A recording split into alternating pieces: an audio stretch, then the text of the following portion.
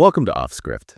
I'm Riley. And I'm Taylor. Okay, so let's actually start with that timeline in Okinawa, Japan. Yes.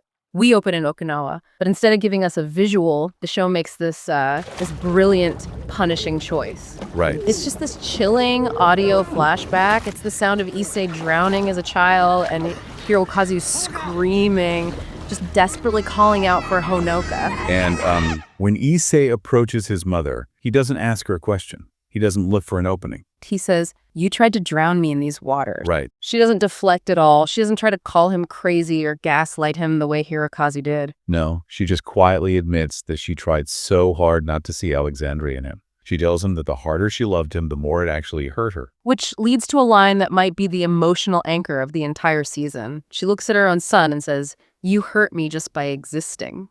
In that specific second, the show ensures we don't just view Honoka as a cold, calculating monster. She is a completely broken human being. But he doesn't detonate. He absorbs this agonizing truth, goes quiet, and simply leaves. And he calls his friend Dai. Right. During this hike, Issei articulates this really painful realization. He says, "I'm not her son. I'm proof of her regret." Wow. Yeah.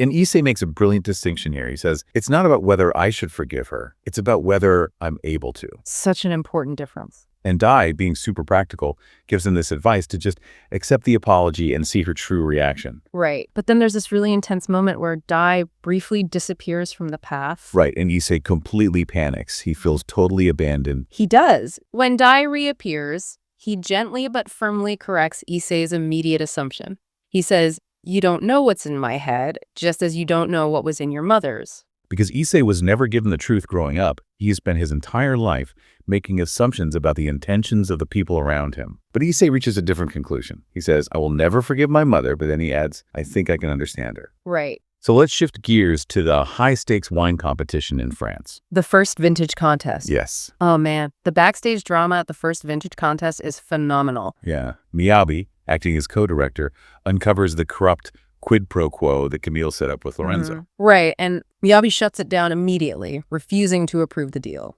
Lorenzo tries to argue that his wine deserves the distinction anyway, just completely missing the ethical reality of the situation. Totally blind to it. Okay, so everyone's watching the judges on a live feed. They reach bottle number 8, which we know is the swapped Georgian wine submitted under Juan's name. Right. The judges swirl it, they smell it, they taste it, and they have this visceral, ecstatic reaction. They absolutely love it. Right. But Thomas is standing right there. And the sheer betrayal written all over Thomas's face is gut-wrenching. He realizes in real time that Camille has sabotaged him. He just turns and storms out of the room. Right. But the reality check comes fast. Thomas refuses to be invisible in his own life anymore. He tells Camille that Philippe will never forgive her. And then he delivers the ultimate insult. Yes. He looks at her and says, "Remind you of anyone." Drawing the direct parallel to her father, Alexandra. And she throws a defensive FU at him. She can't handle it. No. And Thomas just walks away. Right. And the brutality of it peaks at the award ceremony. The jury president announces the winners. Bronze goes to a Chardonnay from Burgundy. Yeah. Silver goes to the 100% Kunai's Philippe and Thomas's wine. And then he publicly thanks Camille for her, quote-unquote, support. He says this knowing full well that she actively betrayed him. Right. So Delphine announces the winner. It's the first unanimous gold in 12 years. But when he is called, Juan refuses to go up and accept the award. So Camille steps up to the podium, takes the microphone, and publicly blows her entire own plan to pieces. She confesses to everything right there on stage. But listen to how she justifies it. She says, "Your reactions confirm that I was right to do this." Which is such a deeply Alexandra thing to do. She's using the unanimous gold score to retroactively validate her corruption. Exactly.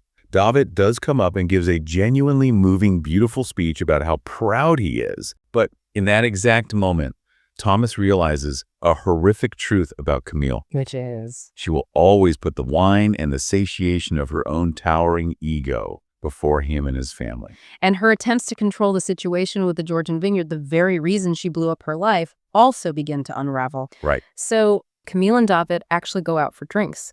And surprisingly, the vibe is really warm. Davit shares this wildly funny, self-deprecating story.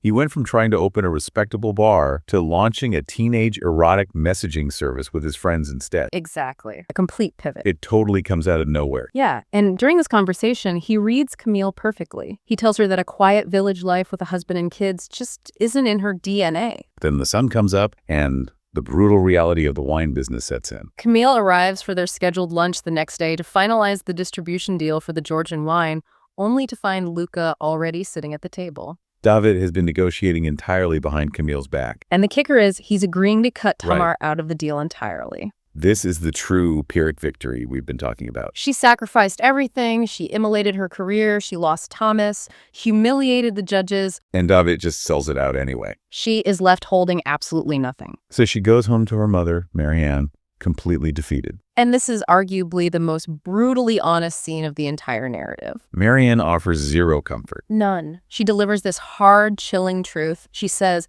if you carry on acting like that, you'll die on your own, like your dad. That is so heavy. And what does Camille say? She has absolutely nothing to say. She can't. So while Camille's life is exploding very loudly in France, we are brought back to Japan for a devastatingly quiet final scene. Honoka asks her housekeeper for a bottle of wine.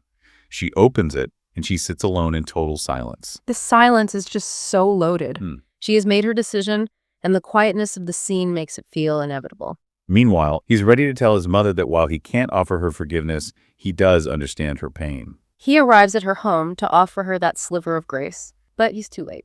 The police are already there, and they're fishing her body out of the exact same water she tried to drown him in all those years ago. It is the darkest full circle moment imaginable. We have this final haunting phone call between Issei and Dai. Issei just says, she killed herself. And Dai pauses, and he responds, well, now you have your answer. Chilling. Her suicide proves the absolute depth of her regret. It proves the pain was real. He never got to tell her he could understand her. That closure is just gone forever. Yeah.